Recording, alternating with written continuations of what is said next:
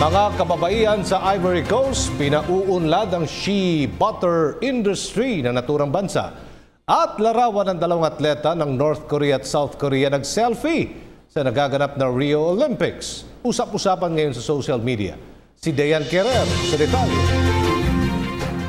Kilala ang shea butter sa mga beauty products sa buong mundo.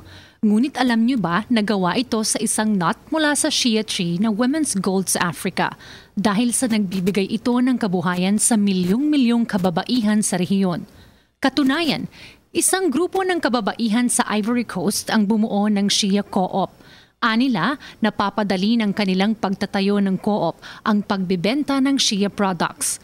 Karamihan kasi sa mga kababaihan na nasa shea industry ay mag-isang binibenta ang kanilang produkto at nabibenta lamang nila ito sa local market.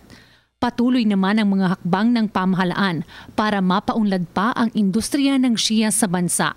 Sinimulan ng itanim ang panibagong uri ng shea tree na mas produktibo kumpara sa tradisyonal na uri. Mayroon na ring 2 mechanical processing units para mas mapadali ang paggawa ng shea butter. Sakaling mapaunlad ang naturang industriya, posibleng mai-export na ang shea butter sa ibang bansa. Sa isang pambihirang pagkakataon, tila kinalimutan muna ng North at South Korea ang kanilang hindi pagkakaunawaan matapos mag-selfie ang dalawa nilang atleta sa nagaganap na Rio Olympics.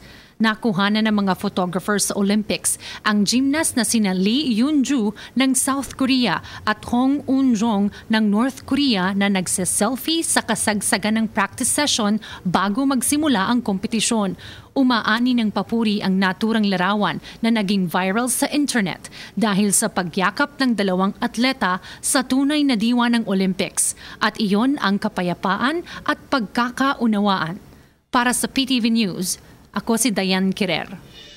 Hi, ako si Ria Fernandez. Mag-subscribe na sa PTV YouTube channel. I-click lang ang subscribe button.